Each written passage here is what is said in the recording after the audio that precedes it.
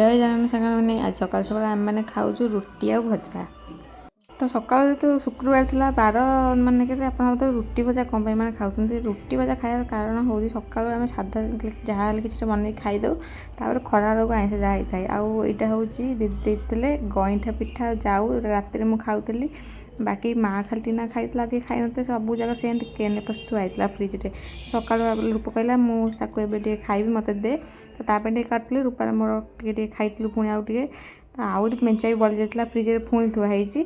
ତ ସକାଳ ଖାଇବା ଏଇଟା ଥିଲା। ଖରାବେଳେ ଆଜି ଟିକେ ଆମେ ରୋଷେଇବାସ ଜଲ୍ଦି କରିକି ପଳେଇଥିଲୁ ଦୋକାନ। ଯେମିତି ଆପଣ ଜାଣିଛନ୍ତି ମାଆର ଦେହ ଭଲ ନାହିଁ, ତ ଆମମାନେ ରୋଷେଇବାସ କରିକି ଦୋକାନ ପଳେଇବୁ ବୋଲି ଫଟାଫଟ ସକାଳୁ ସବୁ କାମ ସାରି ଦେଇଥିଲି ମୁଁ।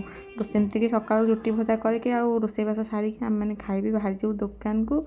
ଦୋକାନରୁ ଆସିଲେ ଖରାବେଳେ କ'ଣ ଖାଇବା ଚାଲ ଦେଖିବା। ହେଲା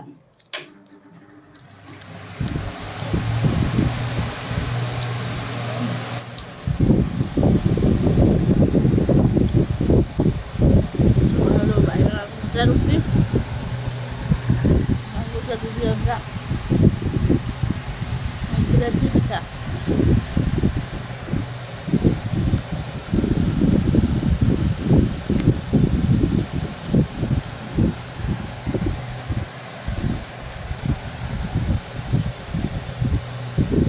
ଟିକେ ଅଲଣା କରିଦେଇଛି ମୁଁ।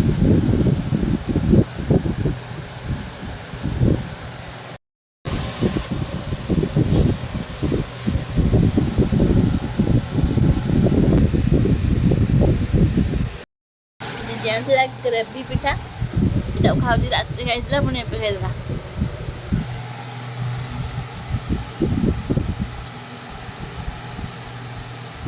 ଏଇଟା ହେଉଛି ପିଠା, ଏଇଟା ତା ଗ୍ରେଭିଟା ମଡ଼େଇ ଖାଇବେ।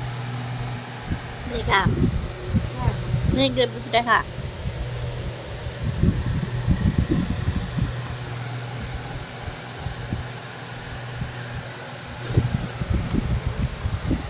ରୁଟି ଭଜା ଖାଇ ସକାଳୁ ଦେଲାଣି କଡ଼େଇ ଫଡ଼େଇ ନେଇଛି ପାଖକୁ।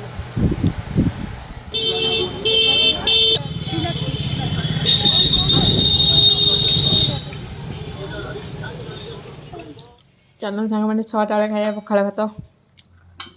ମୁଁ ଖାଉଛି ପଖାଳ ଭାତ, ରୂପା ଖାଉଛି ତତଲା ଭାତ। ରୂପା ଫେଭରାଇଟ୍ ଚିକେନ୍। ତୁ କ'ଣ ପଖାଳ ଭାତ ଖାଇବୁ? ହଁ ତୁ କ'ଣ ତତଲା ଭାତ ଖାଇବୁ? ଖାଇବି ଖାଇବି।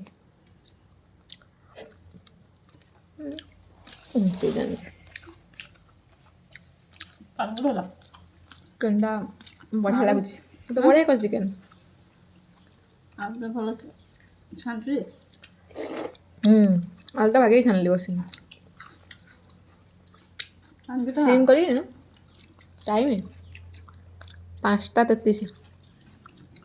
ଆଜି କଷ୍ଟମର୍ ଥିଲେ ବୋଲି ଆମେ ଆସିଲୁନି ଖରାବେଳେ ଖାଇବାକୁ।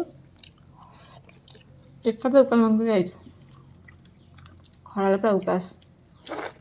ଝିଅ ଆସୁନୁ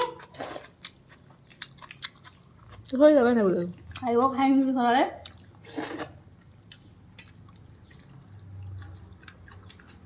ଆଉ ଖାଇନି କ'ଣ ପାଇଁ? ଭଲ ଲାଗିଲାନି। ଚିକେନ୍ ତ ବଢ଼ିଆ ହେଇଛି। ପାଟି ଭଲ ତୋତେ ଭଲ ଲାଗିଲେ କ'ଣ?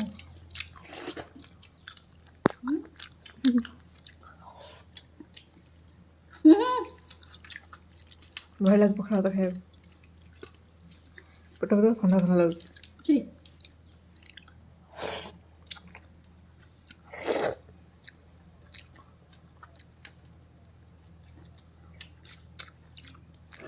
କେମିତି ଲାଗୁଛି ଚିକେନ୍? ଭଲ ଲାଗିଲା। ତୁ କରିବୁ ଏଥର ଭଲ? କରିବିନି ଆଉ, ଜମା କରିବିନି।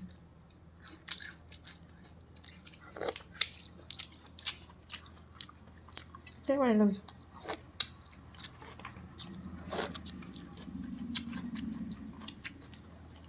ପିଆଜ ବିନା ଚିକେନ୍ ଅଦା, ଚିକେନ୍ ବିନା ପିଆଜ ଅଦା।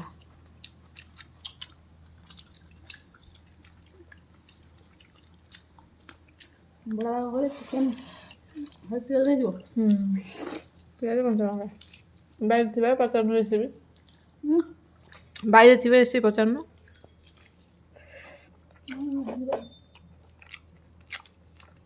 ଝିଅ ଆଉ କ'ଣ ହେଉଛି ଆଉ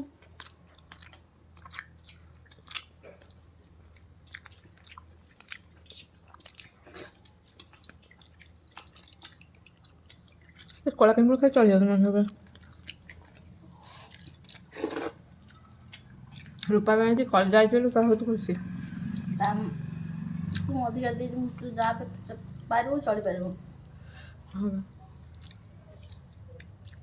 ଚଳିକି ମରିଯାଉଛୁ ନା ମରିଲେ ମର ତ ଛାଡ଼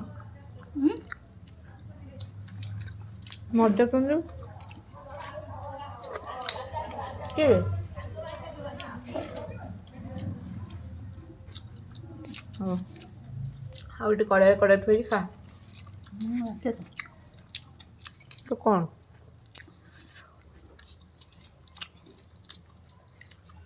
ଆସ୍ତେ ଆମେ ଦୋକାନ ଯାଇ ପହଞ୍ଚିଲା ବେଳକୁ କ୍ଲାଇଣ୍ଟ ବହୁତ ପଳେଇ ଆସିଥିଲେ ତ କାମରେ ଆମକୁ ଟାଇମ୍ ମିଳିନଥିଲା ଦୋକାନରୁ ଘରକୁ ଆସିବାକୁ ତ ଖରାବେଳେ ଖାଇବା ଆମେ ଖାଇନଥିଲୁ ତ ସନ୍ଧ୍ୟାବେଳେ ଆସି ଡାଇରେକ୍ଟ ଆଉ ଭାତ ସେଇ ତରକାରୀ ଥିଲା ଖାଇଲୁ ଭୋକ ତ ପେଟ ପୁରା ଜଳୁଥିଲା ସେଇଆକୁ ହିଁ ଖାଇଦେଲୁ 2 ଜଣ ଯାକ ଆଉ ରାତିରେ କିଛି ଖାଇନୁ ତ ଆଜିର ବ୍ଲଗ୍ ଏତିକି ରହିଲି ଜୟ ଜଗନ୍ନାଥ।